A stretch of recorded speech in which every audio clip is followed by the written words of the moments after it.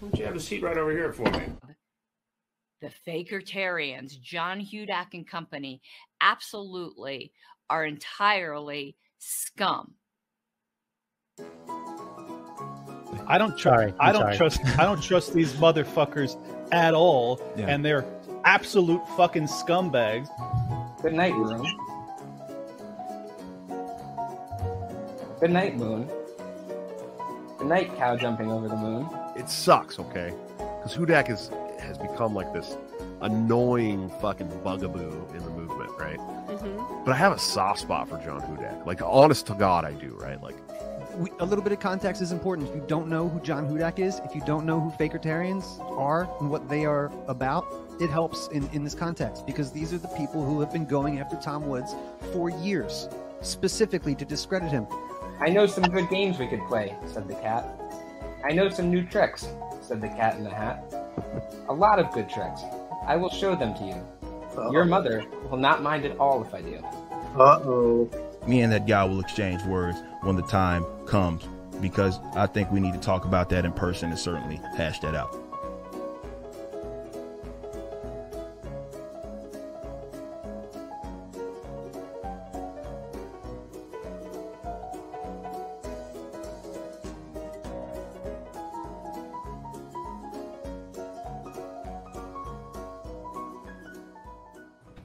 And we are back.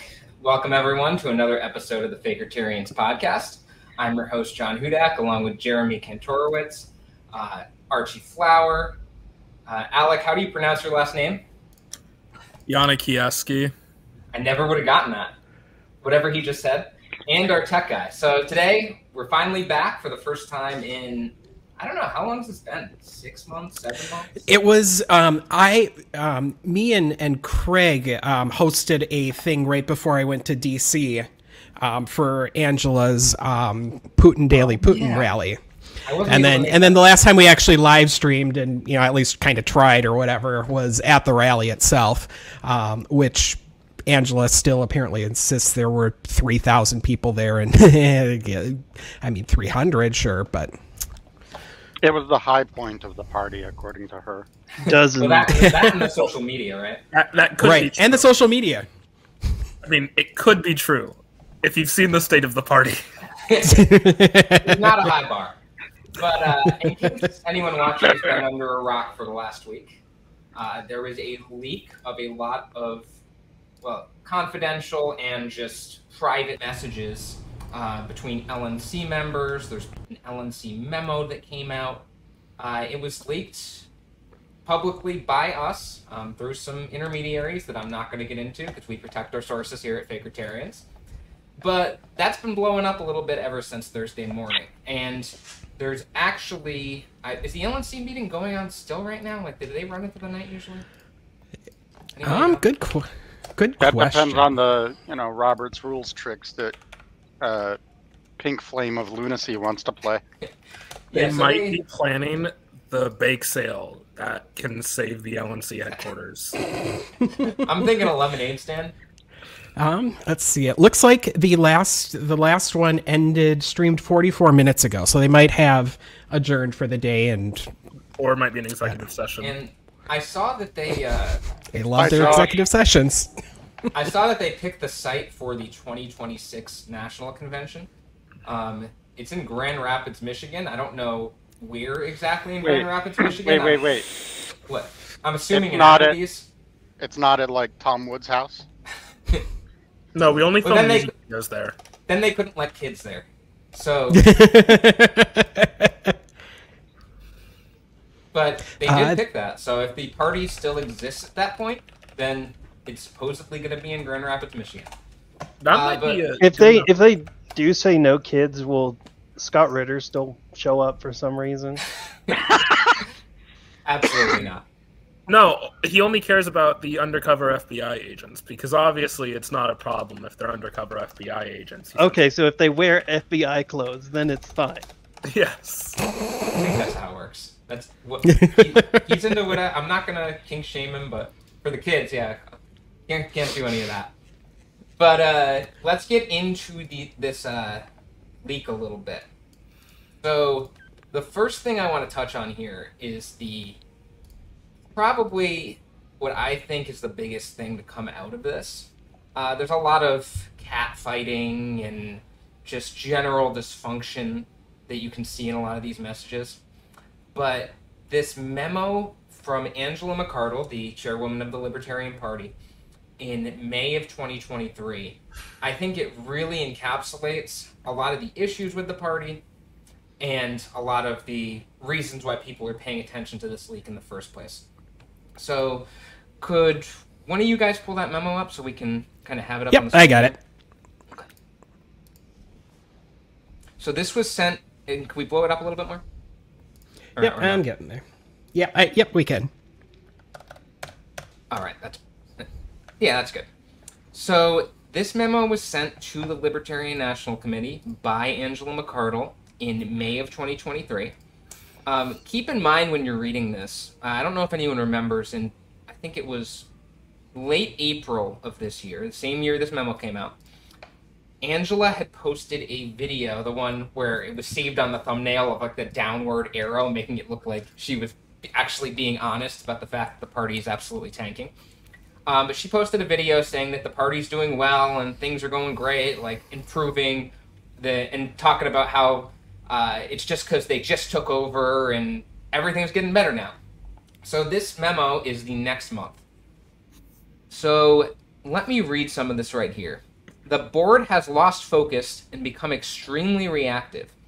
In the face of financial challenges, we have lost the purpose and vision of what we set out to do and are thrashing around like a drowning person. So I'm going to go forward a little bit. She was looking for board consultations for under 10,000. But, go back. Oh, did I miss it? Oh, okay. Where are we now? Okay. We are in serious trouble. I'm just wrapping up this document after a consultation with a man who has been on many boards. And then I'm skipping ahead a little bit. We need to radically change things if we are going to survive the next year. I mean, that doesn't sound exactly like what we heard in that video, but don't worry, there's some more coming up. If you see, so keep it right here, Jeremy, for a second. I just want to see, so you can see a little bit of the inner Mises Caucus turmoil. So the Mises Caucus took over the party, everybody knows that. But she says right there at the bottom, I did not think Josh Smith would make a good vice chair. You ignored my advice. So Josh Smith, he's running for president now, actually. But he resigned probably around the time this memo came out, a little bit before. He resigned before actually the rally, the anti-war rally. That was actually one of his reasons. But there's been a lot of Mises Caucus infighting, which we'll get to a little bit more once we get to some messages between Angela and someone else. Jeremy, go down to where they're talking about Laney. Keep going. Staff issues. So Laney was the executive director. Laney, I think Houston is how you pronounce it?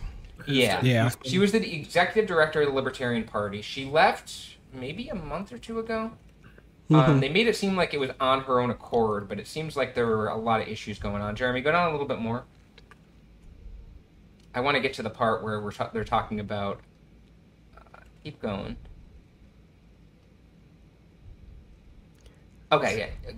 Up a little bit. So...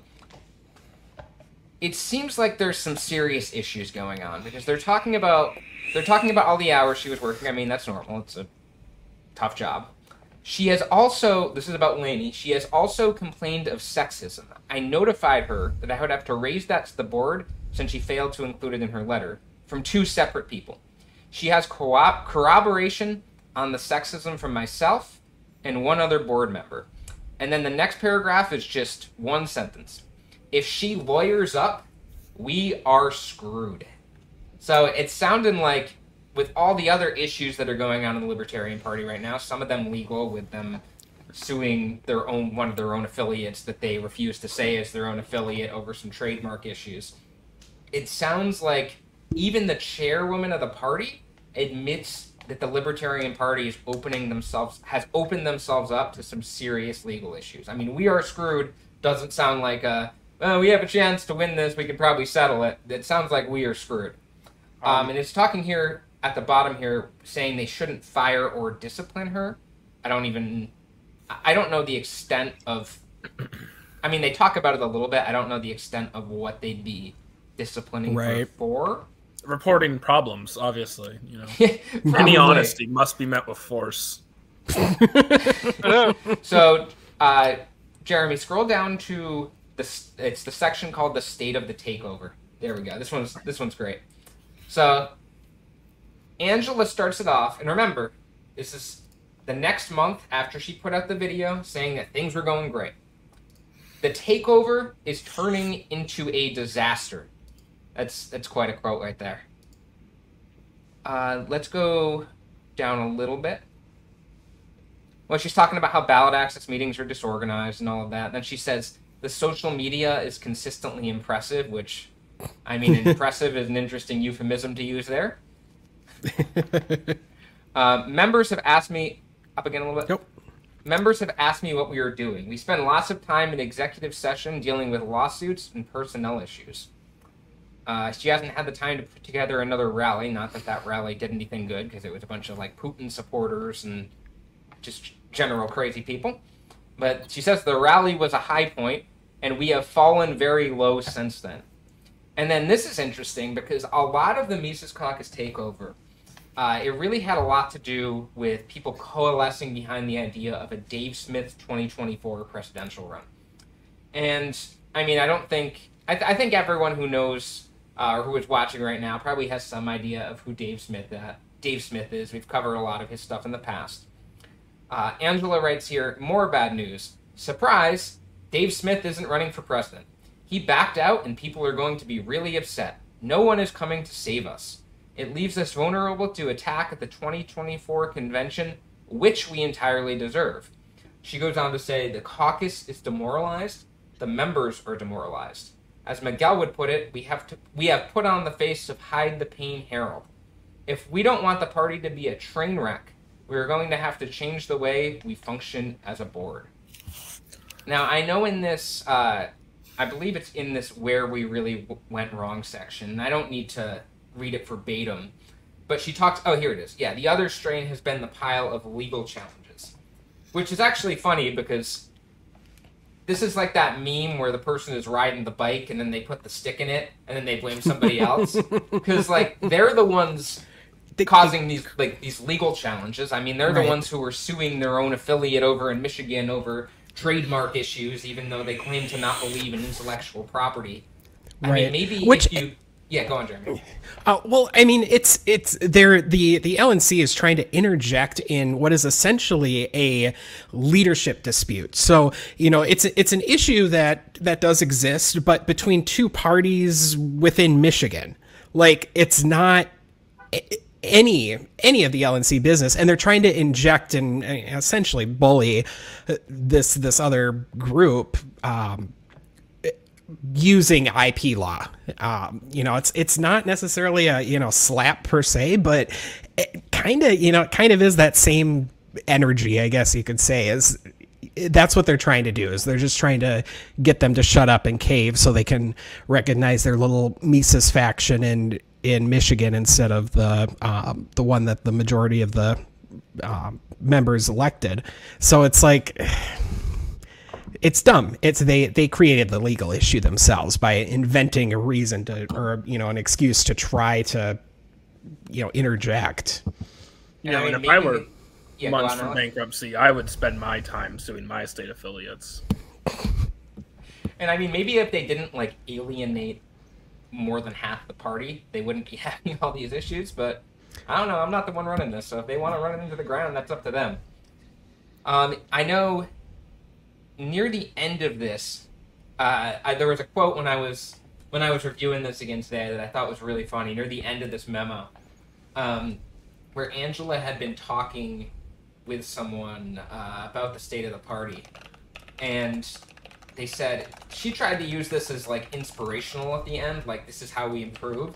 And the guy had said, Angela, it sounds utterly hopeless. The only way to go is up. Like, it's so bad that you can't even get any worse. Scroll down to that, Jeremy. Yeah. I think it's right near the end. Yeah, that's the like worst. the end of the actual thing. Yeah, this is the good news. It's the good news is that it sounds utterly hopeless. I'm just going to give Mises Caucus a little bit of props here. They have the ability to always make it worse. Yeah, this is rock bottom. But just remember, so far. I mean, I keep thinking things aren't going to get any worse, and then they just keep getting worse. Like, did you guys? Well, we'll deviate from the leaks for a second. That discussion that we were talking about before we went on air a little bit between it was Dave Smith and Michael Heiss arguing with Jeremy Kaufman and Reed Coverdale of the Libertarian Party of New Hampshire. And Maj was there too. Yeah, and Maj showed up at one point. Panel of true intellectuals. It was funny though because Dave was actually like being the reasonable one, and when Dave is being the reasonable one, like there's something wrong. I think Dave was saying something along the lines of to Jeremy Kaufman, like, Jeremy, it's actually not a libertarian principle to send black people back to Africa, and because Jeremy had made. Or someone, I assume it was Jeremy, had made some tweets. Well, he made some on his personal account, but someone had made tweets from the Libertarian Party of New Hampshire account, saying that, and I'm not saying, I don't have this right in front of me, but I'm paraphrasing here, saying that black people who want reparations should go back to Africa or something along those lines. Should be sent back to Africa. Yeah, should be sent back to Africa. Mm-hmm. That's what it was. And then when Dave Smith was challenging Jeremy on it during this thing the other day, Jeremy was getting really emotional. Like it almost sounded psychopathic to me how angry he was getting about it. Like I was like, whoa. He started yelling, and it was like, if black people who want reparations aren't grateful enough to be in the greatest country in the world, then they could get the fuck out. Or it was something along those lines. Almost a Jack Nicholson moment. You can't handle the truth. It was like, oh my god. Well, it's such a great country that he wants to secede from it. So I mean, I know. It was weird. He was putting on this weird patriotic face. It was like just so he could like talk shit about minorities, apparently, because that's one of his other favorite things to do. Didn't he like say something? I mean, Dave screwed up recording the space, so we don't have access to it anymore. We do. There's a few recordings going around. Oh, okay. Didn't he say something like it's worse to call someone racist than it is to be racist? He definitely said he was saying that Maj called him racist, and I don't know if that's true or not, but Maj would be correct. But he was saying Jeremy said something along the lines of a black man calling you racist is the worst thing they can do, or something like that. Like he's playing the victim there. Like, wow, dude, maybe don't send out tweets telling black people they should be sent back to Africa if you don't want to be called racist. Like that would, I don't know. Pick cotton. No, I know. Or telling a black woman that she should go pick cotton. It seems like an easy fix. I don't know. I don't think this is one of those cases of someone like crying wolf here. I mean, it's pretty straightforward. Well, I mean, Joe just said that in the chat on Facebook. They correctly identified all of the problems, this being Mises, but just, couldn't stop doing Nazi stuff and empowering toxic people. Well, they created the Mises Caucus brain trust, if you can call it that, created this whole issue with Libertarian Party in New Hampshire, and now they're pushing back, but it's like, you guys let the genie out of the bottle. You're the ones who pandered to these people in the first place. You put them into power. You looked the other way when they were doing stuff that they were going to continue to do that you're now getting mad about. You can't get mad at this point about that when they're trying to distance themselves from this Libertarian Party in New Hampshire stuff, but like, it is a direct consequence of Mises Caucus takeover. From the summer of 21, as soon as Heiss got on that Zoom call. Yep. And I mean, getting rid of the anti-bigotry plank in the Libertarian Party platform. I mean, what do you think is going to happen? And just to point this out, they're not pushing back on a moral level. They're pushing back on like a strategic level. Just like anytime Dave quote unquote debates Fuentes, he doesn't say it's a bad idea that Nick wants white nationalism or a white ethno state. He says it's just not going to happen because of demographics. Mm-hmm. Right. It's the. You're not wrong to think that. It's the saying the quiet part out loud and getting mad for saying the quiet part out loud. It's like no, you're supposed to just come to those conclusions. You can't just say them out loud like that. And Dave was doing that last night. He was saying like you're not going to be able to reach people. Like he wasn't saying this is terrible and you're a bad person for saying it. He was saying it's going to turn people off. Mm-hmm. It's the same kind of thing. It's a strategic issue, and he was still saying like we're on the same team and all that. He's not saying like get the fuck out. Right. Let's go back to the Angela papers as they've been called recently. I want to pull up. Also, if you're still listening, if you're the one that coined that name, congrats. That's a great name. Yeah, it really caught on. Mm-hmm.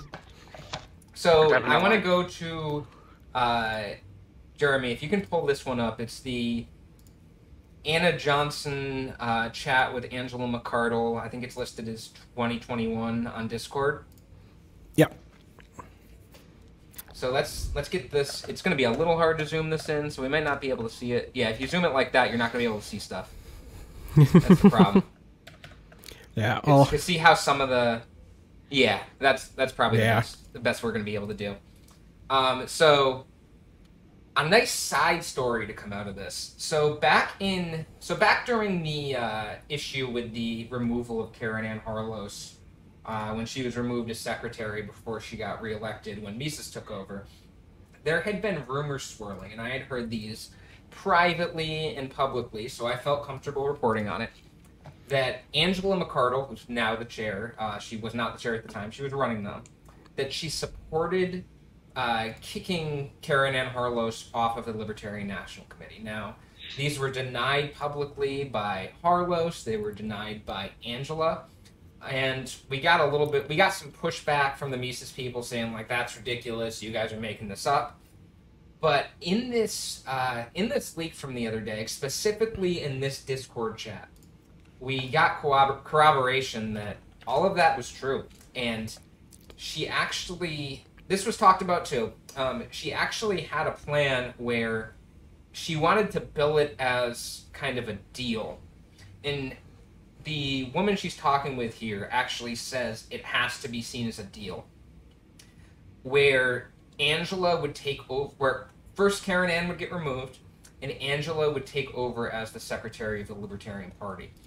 Now, early on here, as you can see in that last message at the bottom of the page right here, she says, the person she's talking with, who actually is she's the state chair of the Libertarian Party of Washington, and she's actually the wife of the person who just got kicked off the Libertarian National Committee for being involved with leaks.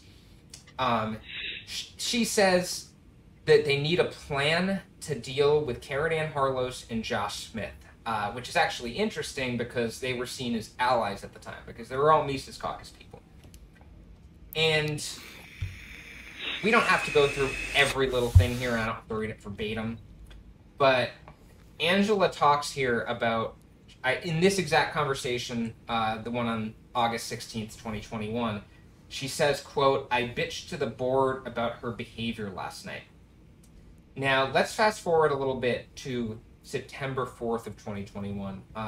Jeremy, if you could get to the message that says, "Whoa, I just talked to Chris," which presumably is Chris Lucchini, who was on, good guy, who was on the Libertarian National Committee at that time. See, September, you said what day, what? September 4th. Oh, September 4th. Oh, I went too far. It says, where is it? It says, "I need," or "Whoa, I just talked to Chris," is the message. You could probably just Control F. Oh, yeah, I suppose.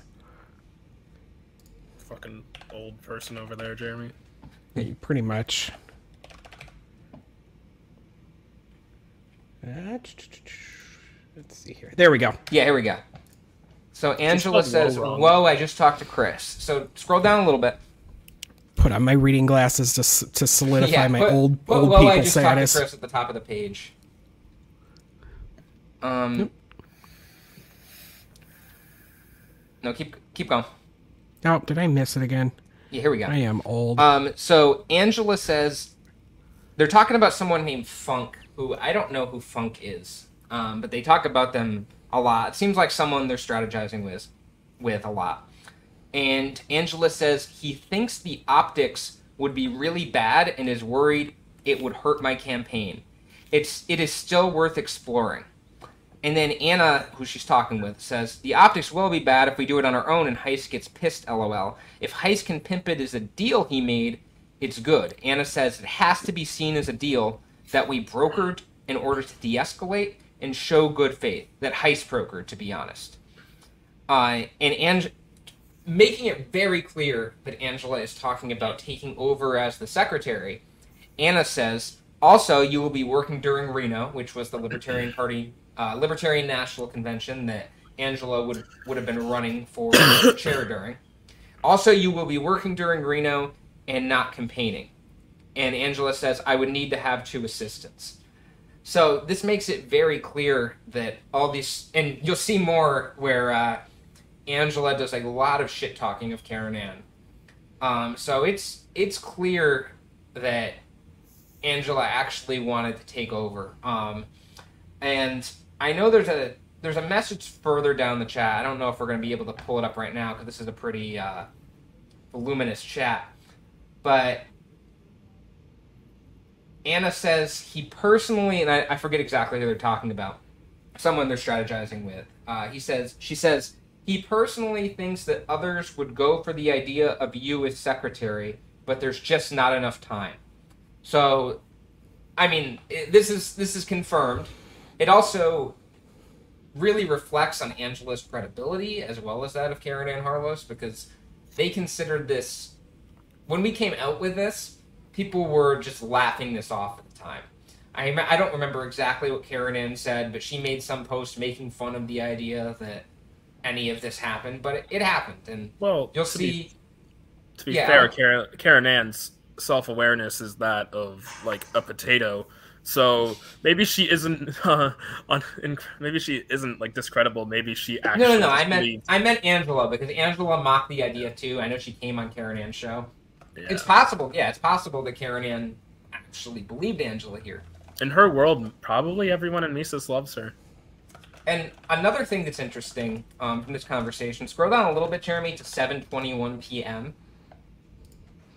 There's some talk about, she talks about how she just talked to Stephen for an hour, presumably that's Stephen Nikela, who is another Libertarian National Committee member, and she says, this is Anna saying this, he was frank with me. She is a mess. She is a liability to his reputation. What reason does he have to keep protecting her? Really none. He might abstain, but he knows he'll get hella flack from the Mises caucus. I told him I would defend him. And that's the one where he says he personally thinks others would go for the idea of Angela's secretary, but there's just not enough time. Also, when the LNC suspended Karen Ann as secretary before the takeover, didn't Stephen leave the vote? There's some talk voting about that. So I think what happened was, I don't remember if Nikela was the main region rep or if he was the alternate. The main region rep. Okay, so Nikela left the LNC meeting, and then the alternate came in, and I think was actually the deciding vote, if I'm recalling correctly. I don't remember, but he voted. I think that's to pretty suspend. close, yeah. Yeah, in actually getting rid of her. And they actually talk further down in this chat, we don't have to find it right now, but about how either Angela or Anna says Stephen is on a podcast doing damage control right now. So it's very interesting the difference between the public and private perception that the Mises Caucus members of the LNC seem to have about Karen Ann, which we'll get to a little bit more once we pull up some. We can't even just say that this was only in 2021, because we have some newer stuff from the post-Mises Caucus takeover of Angela talking about Karen Ann. Joe just had a pretty good comment. A lot of this. Yeah, so Joe Bishop Henchman, the former Libertarian National Committee chair, says in our comments, a lot of this is the right thing to do, but Mises Caucus rank and file won't let us. Telling. Also a lot of backstabbing people in private and pretending to be friends in public. And that's exactly what seems to be going on. There's a lot of political posturing behind the scenes and putting on a happy face and stabbing people in the back. Joe must be so glad he quit.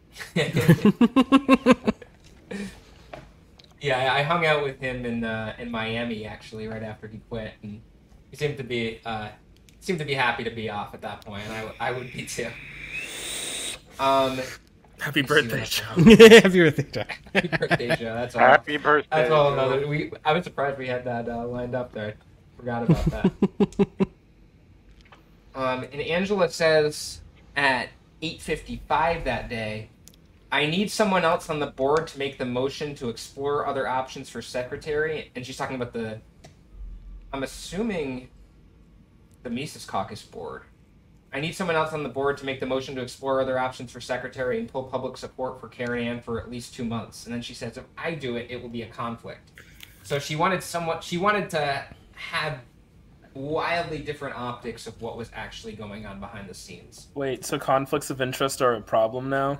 No, that's a good question there. But at 6 on if you scroll down a little bit more to the next day at 6:12 a.m., she's talking shit a little bit more about Karen Ann, because there's that whole thing where Karen Ann was calling herself a whistleblower in regards to the Libertarian Party of New Hampshire issues and all of that. And Angela says presumably Michael Heiss. Where is it? Yeah, Mike and I found out about the New Hampshire events before she did. We're the ones that told her whistleblower is not an accurate description. But while this was going on, like, all the Mises people were putting her up as some whistleblower and celebrating that whole whistleblower title. So it's just very interesting, again, what goes on behind the scenes versus what we see publicly. Now, that's good. I missed that one. Yeah. That makes me giggle. So I want to go to the other document. It's entitled the Angela Anna Johnson Signal Chat. Because this is actually post-take. So this was all pre-takeover. This was in September of 2021. And this is all post-takeover now. So Angela says she, referring to Karen Ann Harlos, is getting unhinged again. Scroll down a bit, Jeremy. Also, Mike. she's getting unhinged again. She's like the Pink Mafia. This is a shakedown. She goes on to say, no one wants to be the topic of one of her shows. And then go to the next page. I feel like I'm one of the few that has always viewed her as cringe. I have a Libertarian National Committee that is afraid of conflict. And then if you scroll down a little more, all of says this the person who blocks everybody. That is true. You know, just say something. Yeah. Angela McArdle has not blocked me on Twitter, and in fact follows me, which means I get past notification blockers. And I would just like to state for the public record, I did invite her to come on this show. We would have let her on. We would have let her be like, okay, Angela, explain what you meant here. Sure. Yeah. Angela, if you're watching, public record, please she come wasn't on. Yes. Assuming she's been on Twitter in the last day or two. You may want to go back to talking with Joe Walsh, though. Oh God, that was a massacre. We'll talk about that. We'll go through that in another episode. There's just so much going on. I can't even keep up with all this. Scroll down to the next page, Jeremy. This is why we need to do an episode more than once every 6 months, I suppose. Exactly. Honestly, I might want to make this one like a two-parter today, because we're still on a lot of the earlier stuff right now. I think we should do that, actually, where we talk about some of it today and some of it next time, because we could spend all day on this. But Karen Ann is driving me insane today, Angela says. Now I don't feel confident handing her the gavel during the budget meeting. She's too biased on certain matters. Go down a little bit more for some more shit talking here. And I'm not, to be clear, I'm not saying that Angela is wrong here. I actually think a lot of her critiques of Karen Ann are on the money. Accurate, yeah.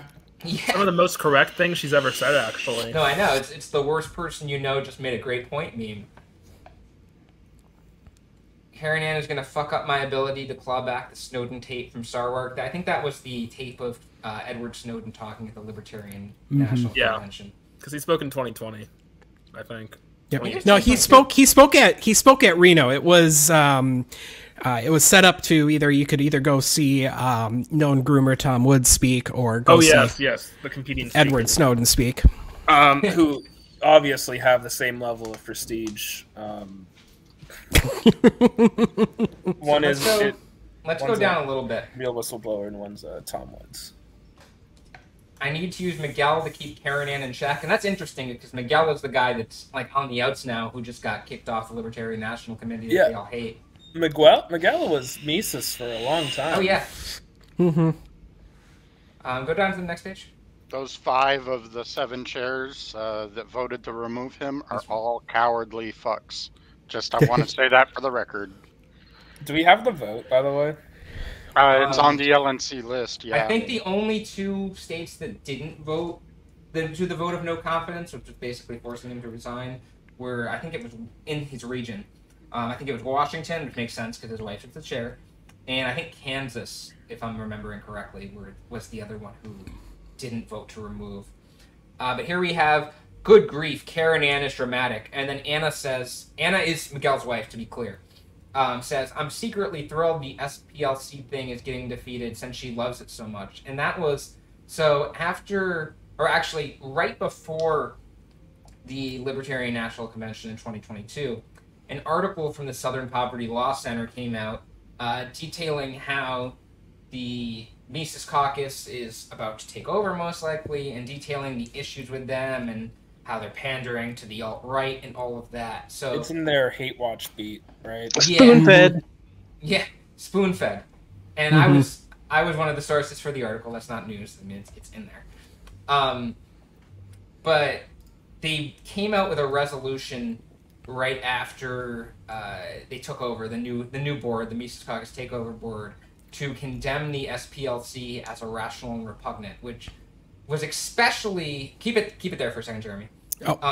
Which was especially interesting given that they had just removed the language from the Libertarian Party platform condemning bigotry as irrational and repugnant. So instead, they're going after. They want to go. Well, some of them wanted to go after the Southern Poverty Law Center instead of bigotry, which is an interesting priority there. But that resolution ended up getting voted down. I think it was because some people just kind of thought it was stupid and unprofessional. But the other thing that was one of the first things that happened right after the board took over was, I think, and I'm forgetting the exact specifics of the mechanism, if you want to call it that. But we all know Karen Ann Harlos had been removed from the Libertarian National Committee, and they passed something saying that she was never actually removed, and then she called herself vindicated. Like, it was this weird-ass 1984-ass shit, revisionist history. Like, oh, this never actually happened. But Angela talks about that here. She's saying that, so Angela says, Karen Ann is saying that the minutes from her removal have impacted her ability to get a job. And here's another worst person you know just made a great point meme. Angela says, I would think the screeching videos are the bigger obstacle. And let me tell a side story about this, just because it's the first episode in a while. This is one of my favorite stories. During one of the first times, I don't remember if because there were 2 times that they were looking to remove Karen Ann from the board. And one of them was unsuccessful, and one of them ended up being successful. And during one of them, I'm forgetting which, like when it was first introduced, Karen Ann went live on her YouTube stream, and she was just screaming about stuff that did not make any sense. So the screeching videos that Angela talks about here. and she was saying that they were removing her because they were sexist, which was not. That was not what was going on. I think the exact language she used was like fucking ableist motherfucker, sexist motherfuckers or something like that. Yeah. And it was completely unhinged. That's actually where in one of our intros. Yeah, I saved that video. Yeah, in one of our intros, Archie was like, actually, Archie, our co-host, was trying to be like supportive of her, like to try to like just get her to relax a little bit. And like he actually was not, Archie, you actually like weren't being attacking her or anything like that. You were actually like trying to be a good person. And Karen Ann just goes, I was trying to Archie, be empathetic. Exactly. And Karen Ann just goes, Archie, get the fuck off my stream. So we have that in one of our intros. But so that video was up for a bit. The one where she calls the LNC fucking whatever, ableist motherfuckers, sexist motherfuckers. That sounds pretty close. Yeah, something along those lines. So that video was up for a bit. Then she eventually took it down. And when they were considering her removal, maybe a few weeks later, I wrote an email to the Libertarian National Committee saying, like, supporting the removal. And I was saying she was unhinged, like, this isn't a good look for the party. And one of the things I talked about was how she called, I'm trying to pull it up right now, see if I can find it, where she called them fucking ableist motherfucker sexist or whatever. Okay, let me see, I have the thread here. And Karen Ann, so I sent it to the whole Libertarian National Committee through the old thing they had on the site where you could send it to the whole committee. And she said, I said no such, I have the quote here, fucking ableist, fucking motherfucker sexist. That was it.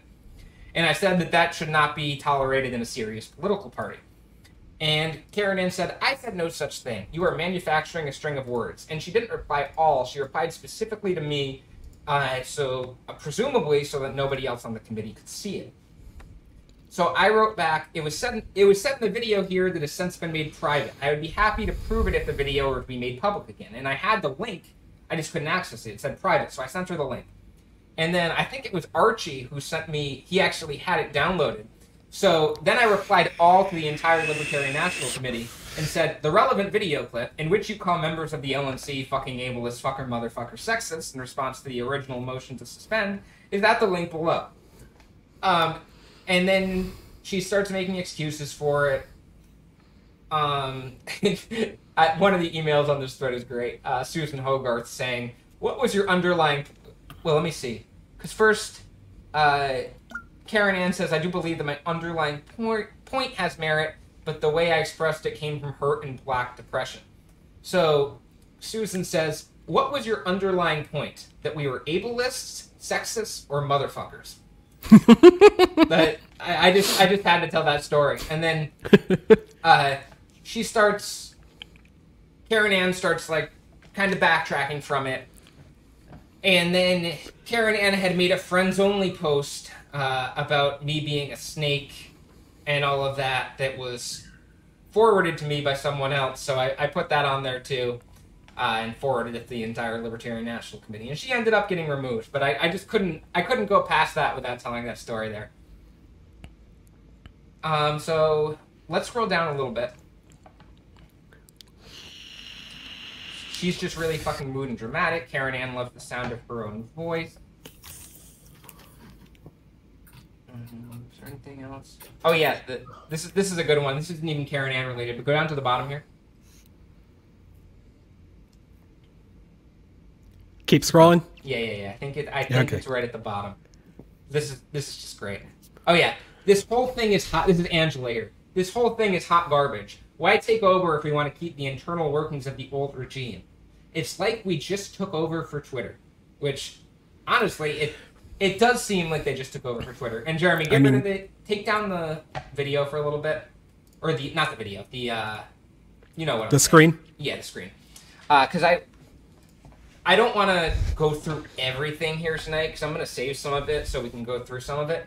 But I'm just going to talk about some of the other stuff that's in it without getting to it, because there were a few highlights I wanted to deal with. And in terms of the we just took over for Twitter thing.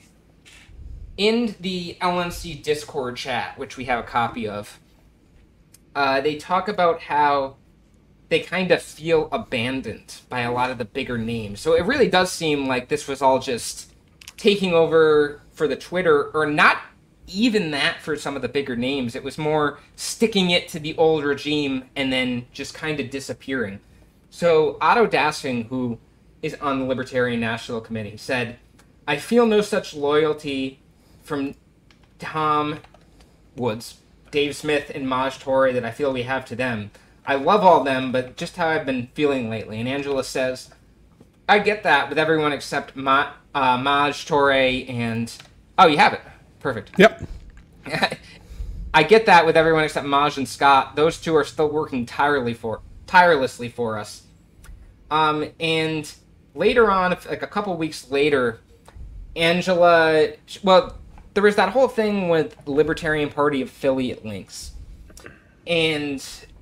where they'd share affiliate links, and then they like the big names in the party, like Dave and Tom and all those, and they'd get kickbacks for people joining through their links. And she talks on the April 27th in that chat about how the new affiliate links aren't up, but even so, the people don't want to promote them. The big names like Tom and Jeremy, if you want to control F, I think the new affiliate links aren't up. We'll get you to it. She talks about how Tom Woods backed off because of the story that we put forward about how Tom was 26 and dating a 15-year-old. She also talks about how... this is... So go to 325 on that day. That's where the Tom backed off thing is. Yep. And she also talks about how Dave backed off because Dave Smith backed off because of the idea that he was going to be running for president. Oh, it's on the... No, wrong way. Did I miss it? No, like the opposite way. 325 on the 27th. Oh, okay, on the 27th. Okay, and she talks about... She mentions again how Dave Smith isn't running, or she alludes to it. And she talks about how Clint Russell from Liberty Lock Pod just didn't see enough money in it. So it really does seem like a lot of these bigger names, it was a combination of wanting to take over the Twitter, wanting to stick it to the people they were mad at, and also just kind of a general grift thing to kind of gain viewers for their platforms. It seems like it doesn't seem like this was from wanting to build up a libertarian party that does a lot of great things, because you see how they've really backed off since the actual takeover happened. Let me see what else I have in my notes here. Just speaking of the fall of the Libertarian Party, I'm going through Trish Butler's Twitter right now because she's the one that posted those funny quotes. Apparently, her county affiliate that had popular elected libertarians, thousands in the bank, issue coalitions, and the highest membership in the state just dissolved. Yep. Yeah, Libertarian Party of Montgomery County, Tennessee. Too popular elected, thousands in the bank.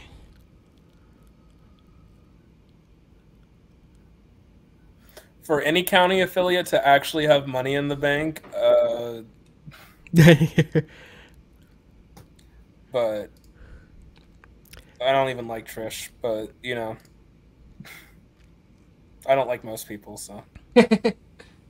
Yeah, you don't always get along with everyone, but we like you here, so we'll keep it. We'll and they, I don't think they drained the accounts, Nemi. I believe she said they dispersed the accounts to probably the state party or other counties. Yeah. That was a comment. Maybe though. Yeah, it's a clusterfuck. I wish I could put it into better words, but modern literature can't account for the dumpster fire that is the Libertarian Party, so. You're not wrong. It's day after day or week after week. There's just something new that comes out that you're like, okay, this is rock bottom. And then it's like... and then it's like then that they get Simpsons worse. meme. So far. And then so far, yeah. Yeah, I'll have to pull what our guesses were pre-Reno, right? The episode we did right before Reno. I think I gave him a year, and I think everybody else thought longer. Yeah, I didn't think it would get this bad this quick. I thought they would just run the party broke. Never by being underestimate stupid. the idiocy of your opponents. Well, I mean, Yeah. some of their biggest gaslighters when they were at their high point are now fleeing. Like Karlin Borisenko and Grace Galactica, they're all like trying to rehabilitate what happened from their side and distance themselves from the clusterfuck. And when they decide to leave, you better know you have a problem. Yeah, and I mean, I'll give credit to people for leaving. I mean, some of the people, it might be a PR thing, but I mean, some of them, maybe they actually see an issue with what's going on. Because I mean, like, I was part of the Mises Caucus until early 2020. I mean, I was planning my exit a couple months before that. But if people are finally seeing this for what it actually is, then great. I think if it took people this long, I'm kind of questioning. Yeah, no, and I get that. Also, John, but there's such a cult. There's such like a cult-like thing in there that I do think people can kind of get roped into it. Yeah, they it's a can, very but at groupthink. that level, they're doing some of the roping too. John, That's my point. Josh Eagle wants to know if you're a member of the CLC, the Classical Liberal Caucus. I've never how do you become a member? Because I'll just say he doesn't think he is. I'm in the Discord. I think you are a member, just not a donating one. Okay, so yeah, I'm in the Discord, but I nothing beyond that. Because I'm I have pretty him sure when on, I was in the Discord with you, your username was the same color as pledged members. I do want to make it clear that I am not a member of the Libertarian Party. I am just to distance myself from that. My registration is no party affiliation right now. That's exactly what it says. Because right after Reno, I was like, nope. I mean, Vermont only doesn't way have registrations. Sorry. Yeah. The only way I would consider even sniffing the Libertarian Party again would be if all this was gone, and if there was actually something put in place to make sure this wouldn't happen again. It couldn't just be a situation it wouldn't be good enough for, let's say there's a classical liberal caucus win, it's 55% or something, and they stack the board or something like that. If it just stays the same as it is now, and we just still have these Mises people in the background just kind of staying in the party and not being driven off, and I don't mean some guy who just joined 2 weeks ago because he saw something on Twitter. I mean the Heises and the Angelos of the world and all of them who are really part of the brain trust. If they're able to stay in the party and we try to get them involved and all that, no, that's not addressing the root cause of this in the first place. It's not putting anything in place to make sure something like this doesn't happen again. Because the Libertarian Party is a complete dumpster fire right now, and I want absolutely nothing to do with it. There is a clear solution to the problem of the Libertarian Party. There is 2 simple steps. Make me dictator, and then give me enough money to hire Joe Bishop Henchman as my tax man so I don't go to prison. Yeah. Let's see. I know someone was asking earlier kind of what came of it as far as on the LP level, because we haven't really covered, kind of what they did with, with all this being leaked. Because I think the storyline was, Miguel had sent this all to the LNC. We had received it. Or I guess you did. I don't know where it came from. But so it was, it's kind of known that it was out there, and there was a lot of people like, oh, where's the, what are these leaks? What are these leaks? And, nobody had really really seen them until what, Thursday, and Angela stopped tweeting. Like, I think Wednesday was the last time she was active on Twitter. At least from when I checked. Likes, like we looked at including likes. Like she has not like, touched oh, Twitter. And yeah. Something I found really interesting about the reaction to the leaks was obviously the anti-Mises people like myself are going to jump all over these, but and there are some holdouts here like DL Cummings who admitted to not actually reading it for some reason because he just didn't want to. I guess because he just didn't want to see all the corruption and all that going on. Yeah, couldn't handle it. There were people that were saying like, I hate Fakertarians, but these leaks are really bad. Like, there's a lot of really bad stuff going on here. I mean, Josh Smith probably hates our guts as a collective, even though I'm not a Fakertarian really, but I know he hates my guts. He's basically told me as such. His tweets have been hilarious about these leaks. I mean, but there's the, okay, this is bad. And that's the thing is they are available for anybody to see.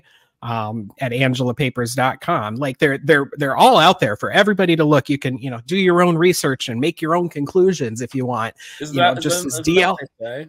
Do your own research, And that is, I mean, and that's like what DL is welcome to do. Anybody. And, it appears a lot of people have, at least browsed through it. I mean, the Angela memo is obviously probably the most damning of all. I mean, if you're going to read one thing, read that. It tells you the actual state of the party rather than what they're trying to put forward. And they're saying the same thing now where if you look at, I mean, we'll probably get to this in the next episode, but there was a Southern Poverty Law Center article that came out on this now, like a second one about the whole Mises Caucus thing. And she was quoted in the article as saying like, oh, the party's doing great. Like, we're going to prove everyone wrong. And it's like, no, you're not. You've acknowledged yourself that this thing is a complete disaster.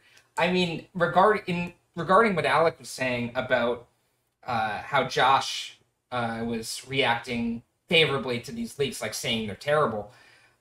When Josh Smith is favorably quote tweeting Fakertarians, there's something weird going on. Like that does not happen. I don't know if I've seen that in a very, very long time. It's been a long time. Yeah, and I mean, that's the thing is, like DL himself, all he can do is just attack the SPLC and attack, us, when somebody brings something to light and you don't like what it says, then you just attack the person that brings it to light. I mean, that's not to quote the great Stephen Molyneux, that's not an argument, I guess. Also, to quote Stephen Molyneux is stupid. But yeah, everything's out there. But yeah, what ended up happening was on a party level is this little emergency committee they formed basically recommended to censure Miguel, and it was specifically only about Angela's leaked memo, not the Discord chats or the text messages and all the other stuff, but just specifically the memo, which, I mean, it proves Angela has been lying to everybody about how the party is doing. And it is what it is now, but their response was not to confront it, but to, oust and censure, the person that did it. It's like you got caught.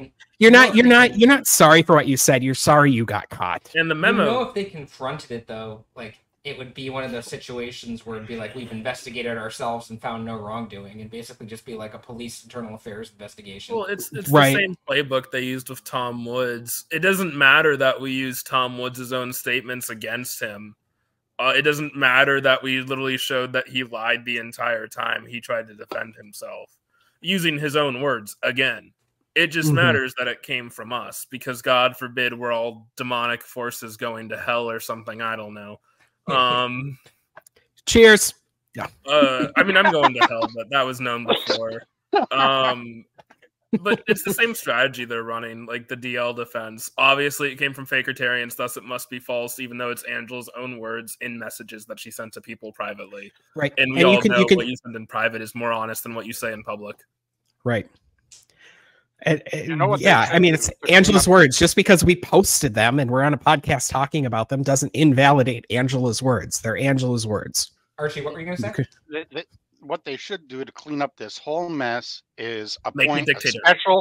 special committee, a special investigative committee to get to the bottom of all of this, composed of DL Cummings, Dave Casey, and Roger Roots.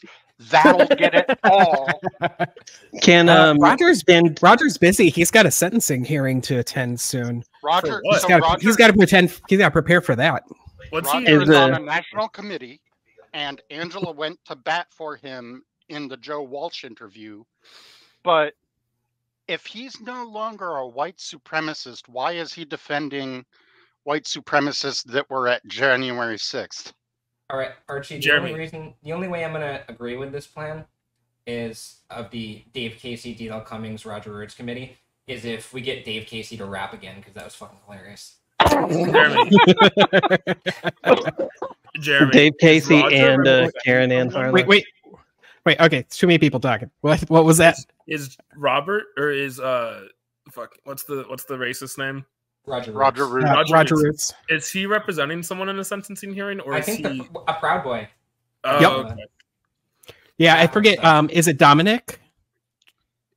It's That not sounds Enrique. right. It's I think it's Dominic. Yeah, he's representing. Yeah, he's Zola or something. You know, and I mean, lawyers represent lots and lots of people, and everybody deserves representation. Just very interesting. The path of Enrique getting arrested and calling Roger. Especially if Roger has disavowed and all that stuff. I mean, obviously, I find it hard to pass too much judgment on it because everybody deserves representation, but it's still funny. Why were you the guy they called? Is the question. It raises some questions with how when you bring up old writings, he won't be like, "Oh yeah, that was all bullshit." He'll say like, "Oh, I've seen that the real issue is the state."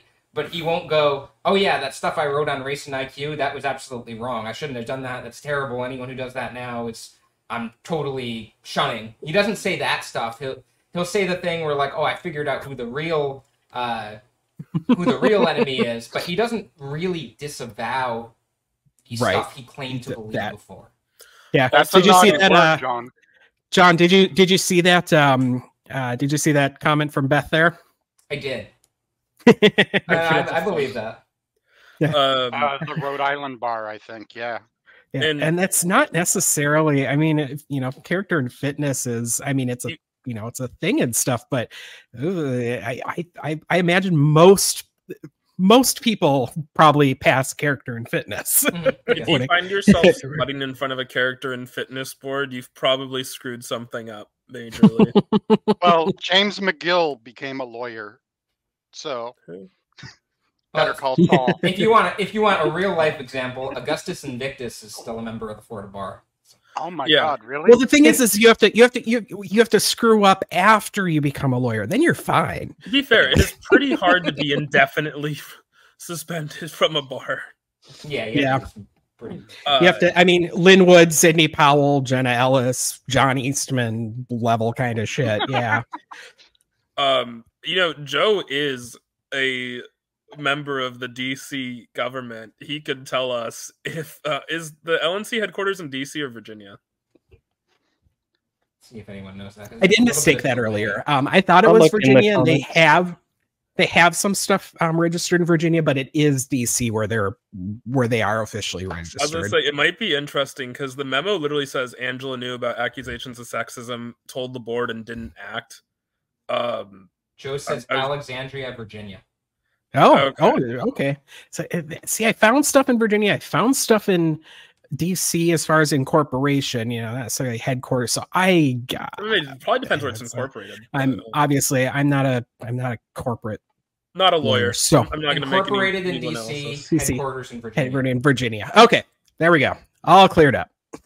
I was just you know, because I know they were talking about like DC nonprofit law and stuff, and I was a little bit confused because in my head it was Virginia, and that's what I thought. But then in that case, they are right when talking about when referring to not it. a lawyer, not going to speculate. I'm just sure there's interesting questions to raise about labor and employment harassment law in that memo.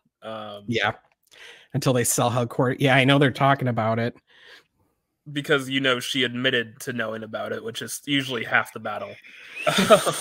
Yeah, if she lawyers up, we are screwed thing was probably not the best thing to put in writing. I don't know. Right. I feel like that's something you don't want to put in writing because that would you tell me that that's probably gotten a lot of people's cases lost.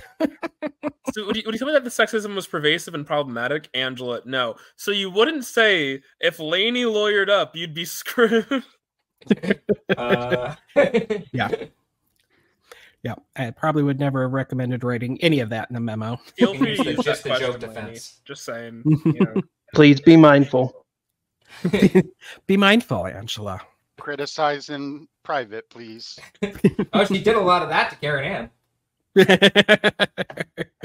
So, but so now Miguel's out. The only consequences. The consequences fell on the person that made them look bad. Exposed how bad they were, and it made them look bad, and so now they're mad, and so they kick them out. They're so different from DC politicians that they only punish the whistleblower. But you can see from all these private chats and shit that Angela is just slimy as hell. Backstabbing everyone, and like this is like Game of Thrones or something at this point. Game of Thrones was at least cool people. I mean, this is The Apprentice, John. What I'd like to know is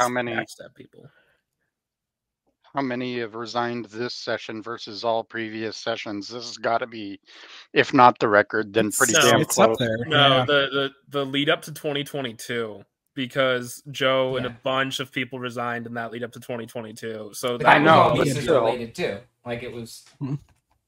It's all tied in together. The only whistleblowing they support is the dog whistle. I don't know who Facebook user is, but that's a great comment. That's beautiful. That's poetic.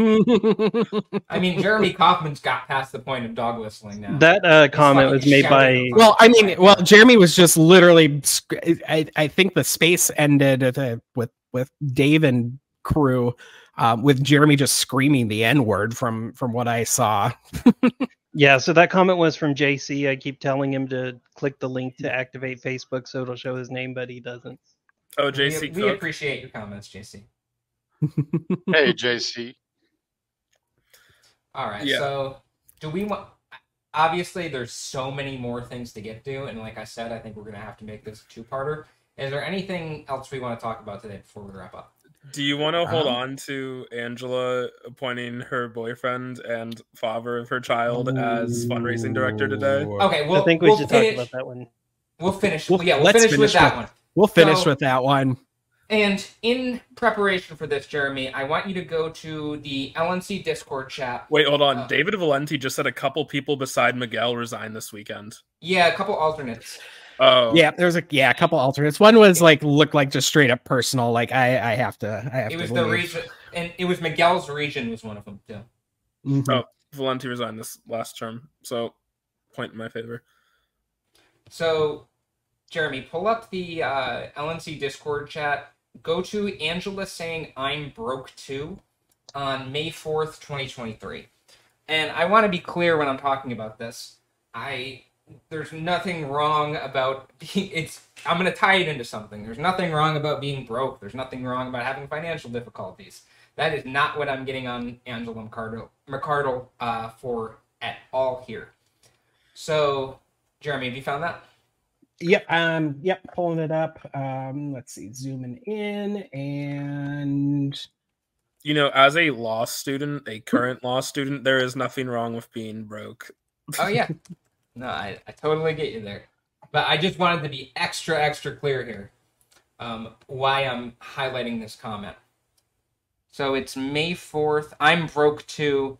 don't want to get into it too much, but we were struggling financially. So I think within the last few weeks, the Libertarian Party hired, was it a fundraising director? Is that his position, a fundraising director? Yeah, fundraising director. Yeah, so they hired a guy named Austin Paget as the fundraising director. Now, the interesting thing about Austin Paget is that he is Angela's, I don't know if it's boyfriend or fiance, I don't know if they're engaged or anything like that. But Austin is the father of Angela's child. And it doesn't seem like there was any kind of extreme vetting for this totally obvious conflict of interest. As far as I know, she is actually the one who hired him. Yeah, she hired him without informing the LNC for a couple of months, is what I've been told. See, and I'm not exactly sure where that is. I think he was just recently brought on because he hasn't popped up in Ellen or in FEC reports or anything. Well, to be fair, those aren't filed correctly anyway, so yeah. Well, the FEC stuff is mostly on the up and up, although the FEC does have questions about their rapid decrease in spending, which that answer is due in a couple days. Just suck at our jobs. Basically, when you look at this, even without this Discord message right here, a very sketchy hiring by the Libertarian Party chair of her, for lack of a better term, baby daddy. There are gigantic conflict of interest issues there. But then when you see this chat and see Angela saying she's having financial difficulties, which again, nothing wrong with that, happens to a lot of people. This does not look good, to say the least. Well, because it seems like she's just using the party as a way to pay her family. Pay bills. Yeah. So this is kind of some of the lead up to it. And so let me just add, I don't mean to cut you off, Jeremy. Oh, yeah. No. Yeah, this is what I've seen, too. I haven't dug too far deep into his background, but David Valente here just said, dude has no fundraising experience. And from what I've seen, it doesn't seem like he doesn't seem uniquely qualified to be a fundraising director for what I imagine is still the third largest political party in the United States. They're probably falling down pretty soon. Hey, Jeremy, can you pin Joe's comment? It really seems like a nepotism hire. Already did it. Okay. Yeah, Joe said he spent $30,000 on being chair. Nick asked the LNC to pay him. Was that the $25 an hour? Was that the request? It was the $75 an hour where he was going to have some relation. And I was wondering if that's what Austin is getting paid. That would be hilarious. That would probably last 4 hours though before the LNC ran out of money.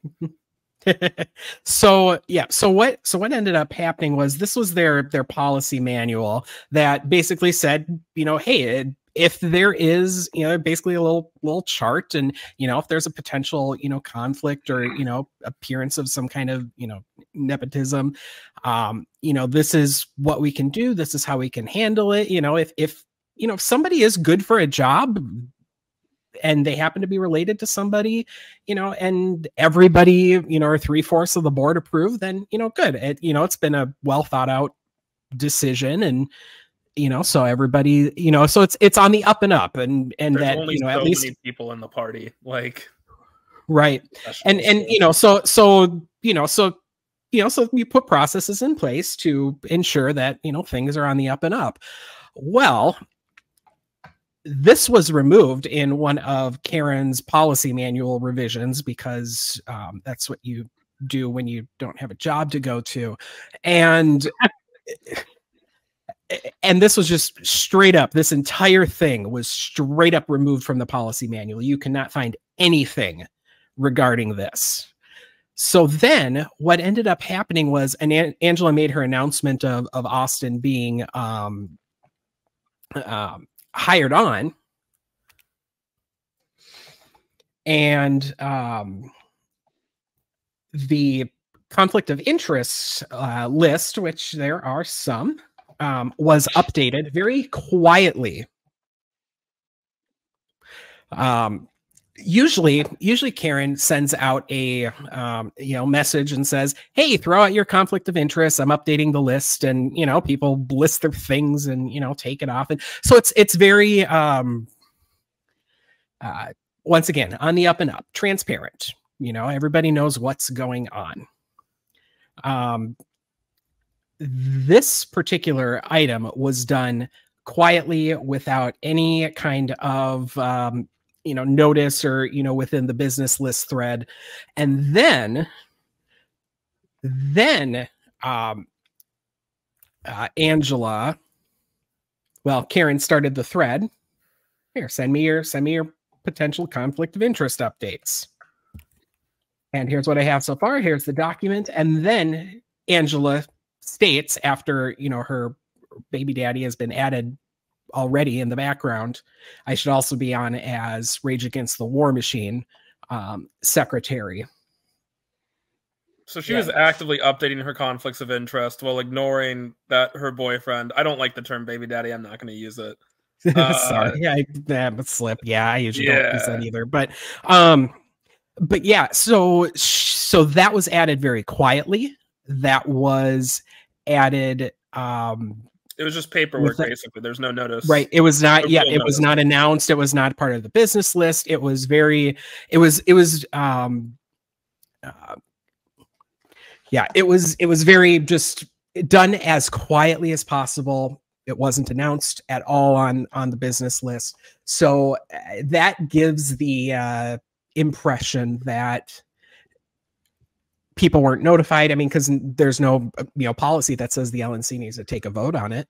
So the process of that, I don't know what went on in the background, if nobody told them that Austin was, or if everybody just knew and didn't say anything about it. But yeah, that is quite that's a very gross look.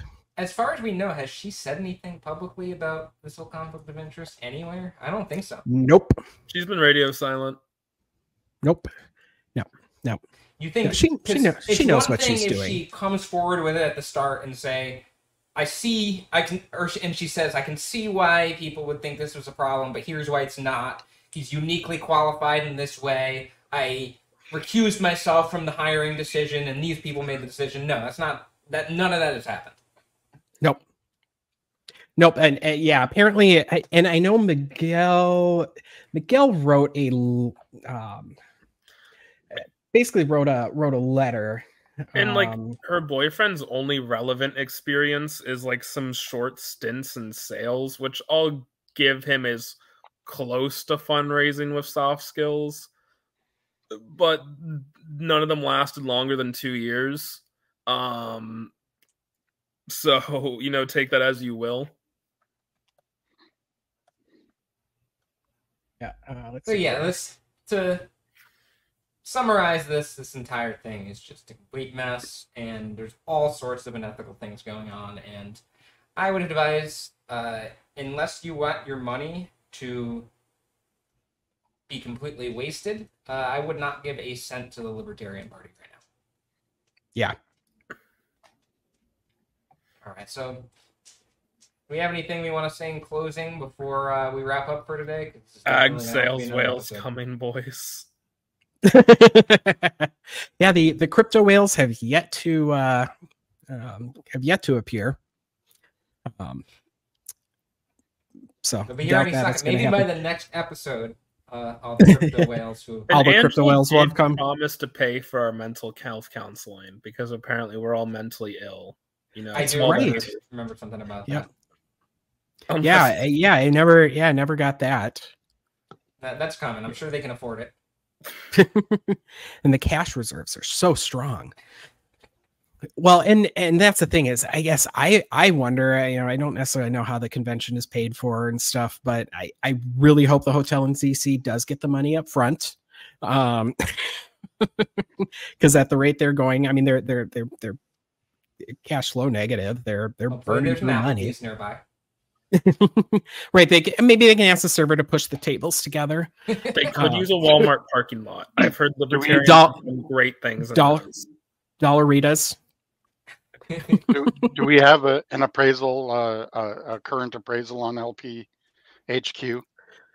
So there is talk of selling the headquarters, and I'm not for or against it personally. I have no personal stake in it, but I know that was essentially fundraised to pay for. So a lot of that money was donated with the explicit purpose to pay for the building, and I believe it was actually paid off during Joe's term as chair. And that sounds right. Yeah, and so so it either needs to get used for another building, because that's the purpose of it. I believe they can skim off profits, capital gains. They will pay tax on that. I've read a doc that laid it kind of all out. If only they knew a good tax lawyer. but yeah, it ultimately really, I think the building might be worth like 1.2, 1.3 mil maybe is what they could get it for. I can't remember everything that I read, but I'd either have to go back to donors. It's really a complicated mess. Well, bankruptcy comes for everything, Jeremy. That's true. Well, that's true. Well, and so that's the thing is, will there be a convention? I don't know. And if there is, somebody should really just introduce a motion to dissolve the party. I will pay someone $20 to do that. If they're the first person to do it in the 2024 or 2026 convention, I will Venmo them $20. If money other than a new head, FEC will become very interested, and the FEC doesn't really, from what I've seen, they really aren't interested in a lot. Takes a lot for them to get very interested. One runs out of money before one runs out of excuses. That's a great line, Joe. All right, guys. So we got through some of the stuff today. There is so much. Like I've been telling people when I talk about this week, I can't even summarize the main points because I can't even remember all of them. There are so many. Like there's so many different storylines. Get out your murder board. Right. Well, and some of it I might look at. From seeing on Twitter, I might look at it and think it's nothing. From my point of view, but other people have tweeted out and been like, "Oh my gosh, this is when this and this and oh, crazy." So if you are really interested in it, we can touch on some of the big points, but really, everyone should go to angelapapers.com and look through it, themselves if they're interested. Put that URL up. And it's not like we learned much. It's just that a lot was confirmed at the end of the day. We all knew they were infighting to shit behind closed doors. We all knew if they had any self-awareness, they knew the party was failing under their leadership. Their self-awareness surprises me somewhat, to be honest. Right. Well, and that's the thing is none of this was really a huge secret as far as state of the party. And I mean, it was very obvious to anybody that has half a brain. And, this just confirms what we already knew and said, which was DL's problem, because it just, the narrative, it's like, okay, yeah, well, how dare we stuck and make it obvious. All right. So I think we're going to be wrapping up for today now. We're hitting close to the hour-and-a-half mark. Maybe we'll do another episode next weekend for free or the weekend after that, and see if we can talk about some more of this. But thanks to everyone for watching. It's been nice to finally be back, and I mean we have a lot over these last few months that we haven't been able to talk about on here, and maybe we can cover some of that too. All right. Well. Should I say the thing about the 2 weeks like I used to say, and even though we don't know if we're going to be doing it? I suppose I was waiting for the standard. I'll end for that. Well, thanks to everyone for watching, and we'll see you again in 2 weeks.